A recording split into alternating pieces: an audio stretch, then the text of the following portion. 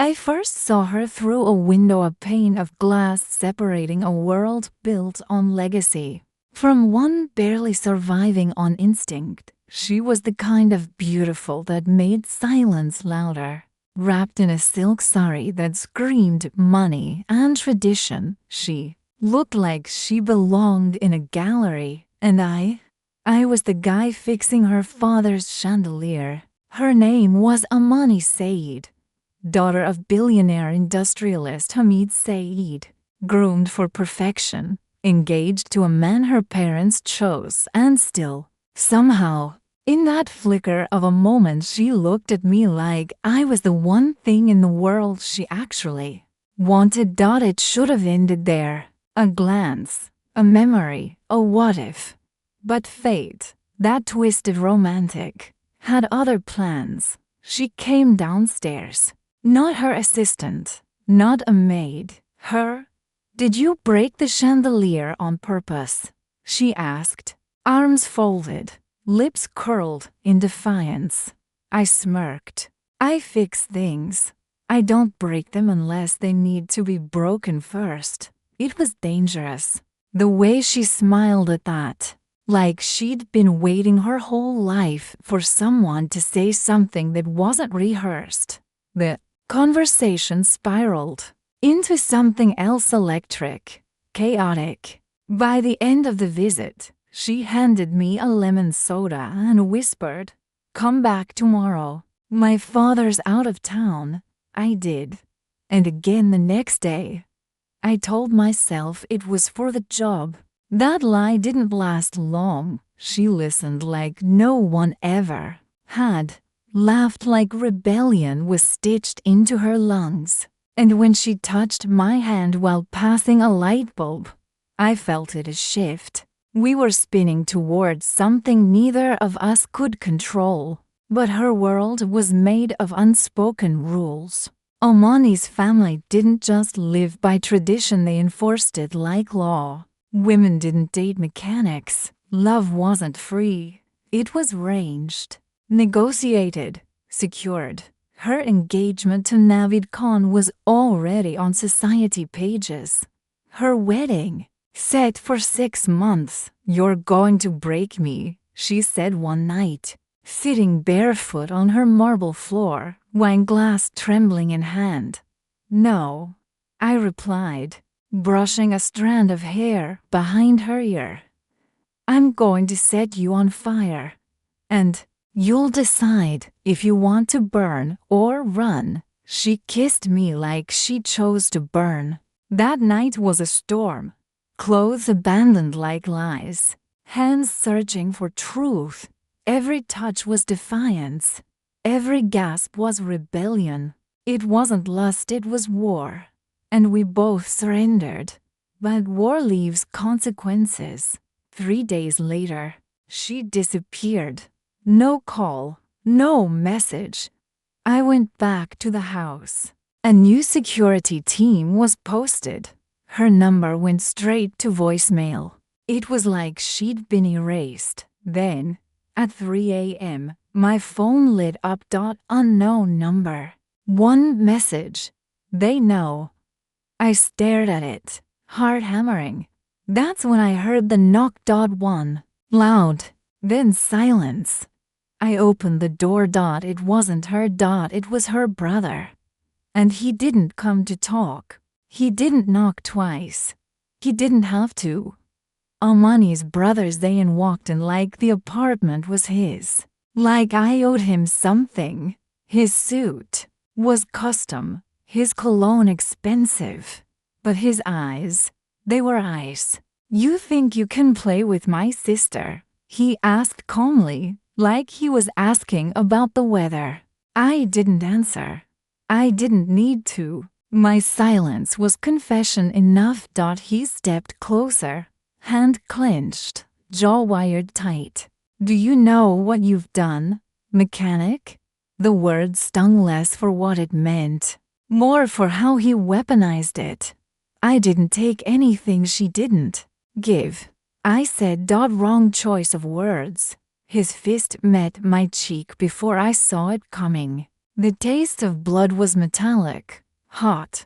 I stumbled, hit the wall, and laughed. She came to me. I muttered.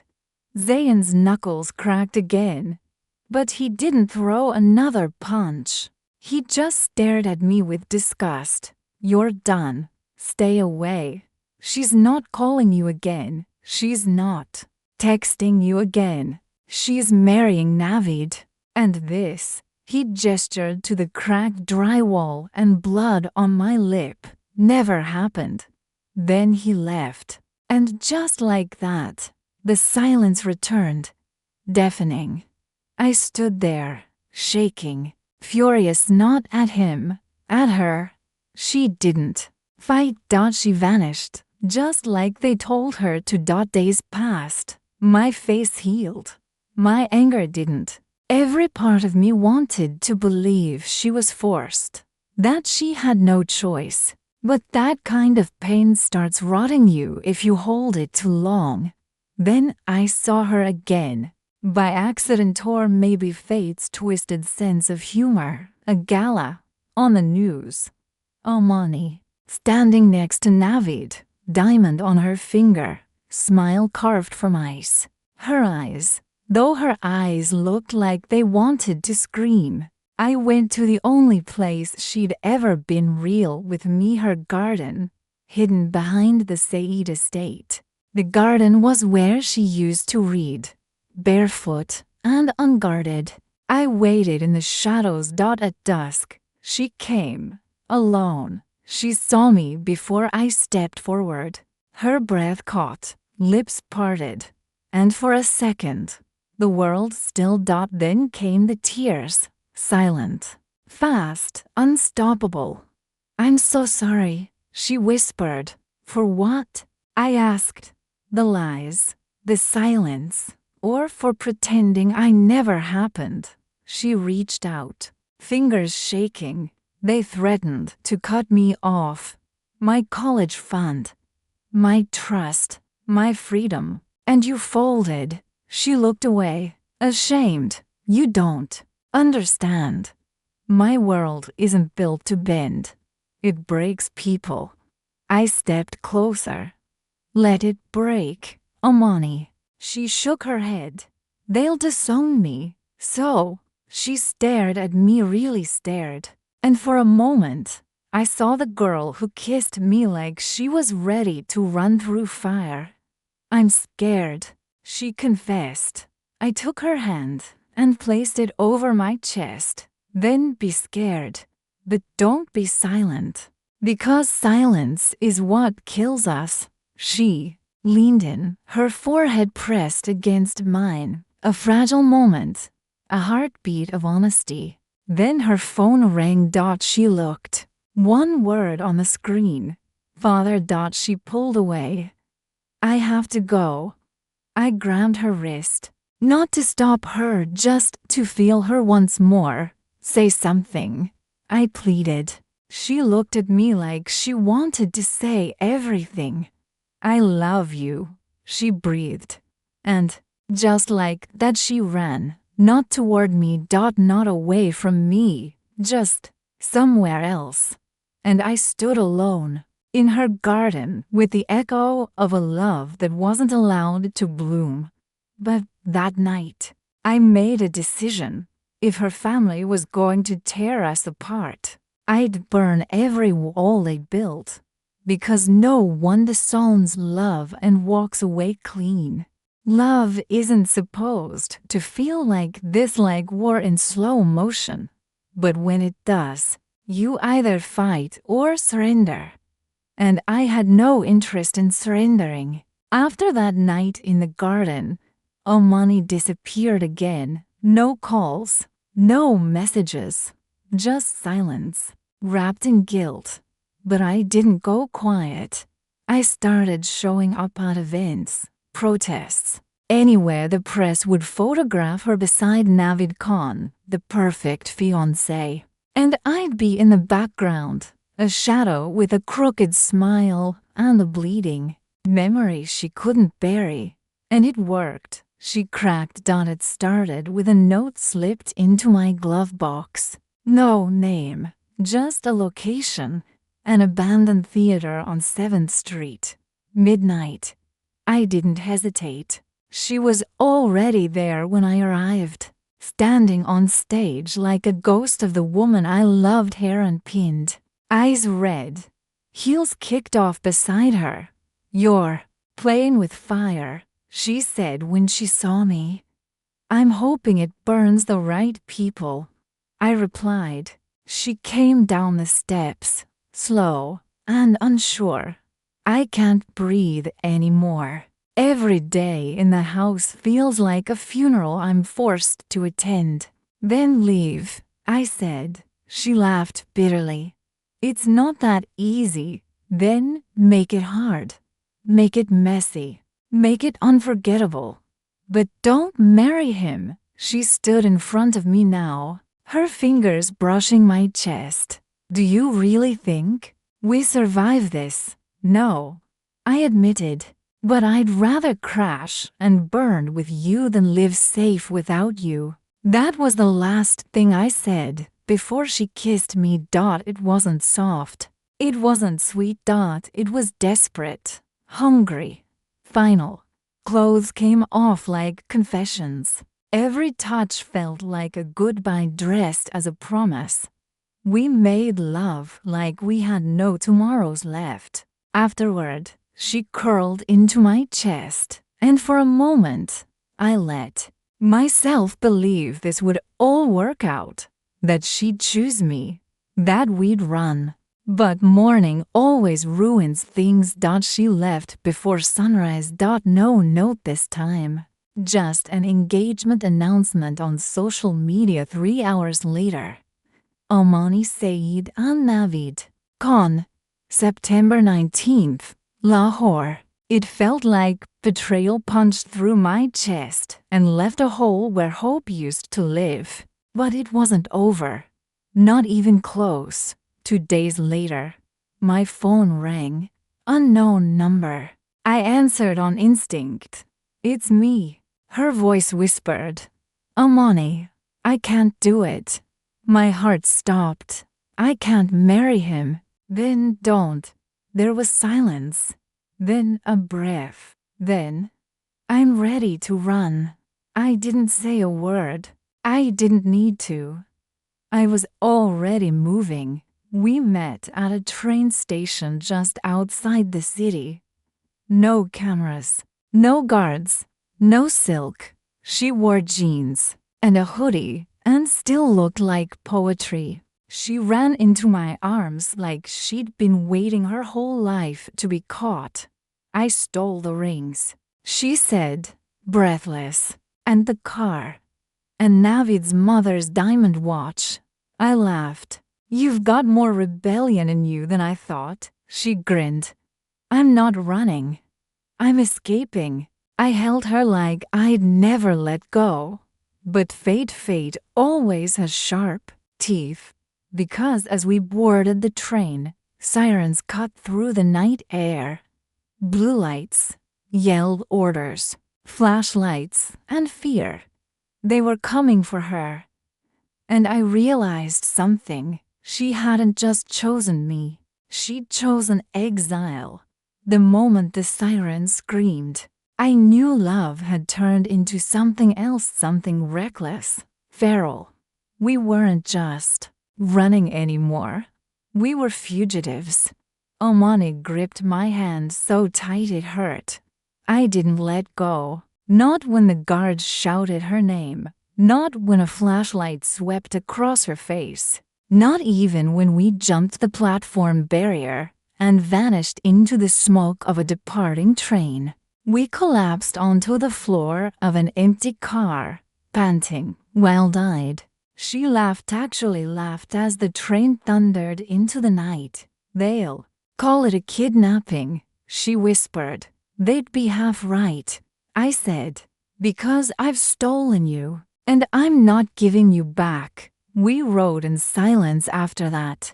Not because we had nothing to say, but because nothing we said could change what we'd just done. She'd left behind her entire life, her family, her name, her inheritance. For me. For this. For us. We found a motel 3 towns over. Cash only. No questions asked. Inside. The lights flickered like bad omens, but she smiled anyway. I always thought if I ever ran away, it'd be in Paris, with champagne, not broken vending machines and fluorescent lights. You want champagne? I asked, searching my pockets. All I've got is a half-melted Snickers and 80 rupees. She took the Snickers. Then she kissed me like it was the first time again. That night wasn't soft. It was survival. We didn't touch each other like lovers, we clung to each other like lifelines. She cried when it was over, curled against my chest and sobbed like a child mourning a life she never really chose. I feel free, she whispered. Then, quieter. So why does it hurt so damn much? Because freedom always costs something. Morning brought reality back like a slap to the face. Her face was everywhere, on TV, on social media, on every damn news channel. Daughter of Sayeed dynasty, missing, police investigating abduction. My name hadn't come up yet, but it would. And when it did, they'd spin this love story into a scandal, a crime, a betrayal. Amani sat on the bed, legs crossed, staring blankly at the screen. They're offering a reward for information, she said. 1,000,000 rupees. They'll need more than that to find us. She looked at me. Not with love, not with fear, with guilt, and I felt it, something shifting. Amani, talk to me. She did in single quotes. She just walked into the bathroom, locked the door, and stayed there for over an hour. When she came out, her eyes were hollow. We can't keep running, she said. We'll figure it out. No, she whispered. We won't. My heart dropped. You're not thinking about going back, no. She cut me off. I'm thinking about turning myself in. I stood. That's suicide. They'll bury you in that house, marry you off, strip you of everything. I'm already stripped of everything, she shouted. I have nothing left. Her voice cracked. She looked so small, so broken, like the weight of her last name had finally crushed her. I left everything for you, she said, and now I don't know who I am anymore. I crossed the room, took her hands in mine. You're mine. That's who you are. She shook her head. I don't know if that's enough. My stomach turned. Then her phone buzzed. It was a burner she'd hidden in her purse. One number. One word. Mother. She stared at it like it might kill her. I need to hear her voice, she said. Amani, please, she answered. Ami. There was silence. Then a sob. Where are you? Her mother cried. Do you know what they're saying? What they're planning? I had to leave. I couldn't do it. You think love excuses this disgrace? You think shame doesn't follow blood? Amani was trembling. I didn't ask for your world, she said. I'm building my own. Then came the words that shattered her. If you hang up this phone, Amani, don't ever come back. A pause. One breath. Then a click. Silence. Amani stood there, still holding the phone to her ear, even though the line was dead. Then she collapsed to her knees, and I helpless watched the woman I loved become an orphan by choice. They say love is worth everything until you lose everything and realize love alone may not be enough. After Amani's mother disowned her, she didn't cry. Not that night. Not the next day. She simply stopped speaking. She stared out motel windows, traced the fog on glass with fingers that used to draw futures, and disappeared inside her silence. I tried everything. Jokes, touch, rage. Nothing worked. So I sat beside her and broke the silence with truth. I love you, I said, but I won't watch you die in slow motion. She blinked slowly, then finally whispered, then leave. The words hit harder than her brother's fist ever did. I stood, but I didn't walk away. Instead, I grabbed the keys. We're not running anymore. We're choosing. She looked at me like I was crazy. We turn ourselves in. Together. We tell the truth. All of it. We stand in front of the whole world, your family, mine, the damn media, and we tell them this wasn't a kidnapping. This wasn't scandal. This was love. She laughed bitterly. And you think they'll just accept it? No, I said. But I'd rather be hated for the truth than worshipped for a lie. 2 hours later, we were standing in front of a dozen flashing cameras at the gates of her father's estate, hand in hand. My heart was a grenade ready to blow. I stepped forward. My name is Raheel Zaman. I'm not a kidnapper. I'm not a thief. I'm a man who fell in love with a woman who wasn't allowed to love back. Amani looked at me, then at the cameras. Her voice was hoarse, cracked, but steady. I ran away from the life they forced on me, from the man they tried to make me marry. I left because I wasn't living, I was being managed. And I'm not sorry, she said. Reporters yelled questions. Flashes blinded us. Her father's security team began to swarm, but we didn't move. Then a black car pulled up, and out stepped Amani Sayeed, her father. Tall, cold, wearing disappointment-like armor, he walked slowly toward us. The crowd went silent. Then he said one word. Inside. We sat in the drawing room where I first fixed their chandelier. Now, it was our lives dangling by a thread. Hamid stared at me, then his daughter. You've humiliated us. You've destroyed our reputation. No, Amani said. You destroyed it when you made love conditional. His jaw clenched. You think this ends with a speech and a headline? You think I'll let you walk away? I'm not asking permission, she replied. I'm done asking. Then he turned to me. What's your price? I laughed, but it came out sharp. You still don't get it. I'm not here to sell her back to you. He stood. You'll never have peace. You'll never be welcome in our world.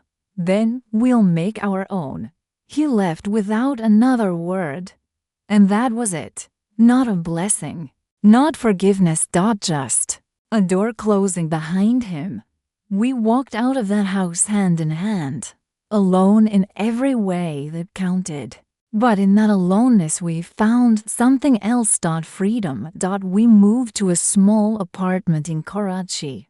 Built a life out of second-hand furniture, street food, and late-night whispers. We had no inheritance, no approval, just each other. She took up photography, started selling prints at street fairs. I opened the bike repair shop. Simple, quiet, ours. Sometimes I'd catch her standing at the window, watching the world with a look that made me wonder if she missed it her old life. But she'd turn, smile, and say, This is better than any mansion. One night, 2 years later, I woke to the sound of her crying, not broken sobs, happy tears. She held something in her hand, dot lines, a pregnancy test. She looked at me, eyes wide, scared, glowing. "I'm going to be a mother," she whispered. I kissed her forehead. "And you're going to be everything they said you'd lose." She smiled through the tears. And for the first time in forever, love didn't feel like rebellion. It felt like home.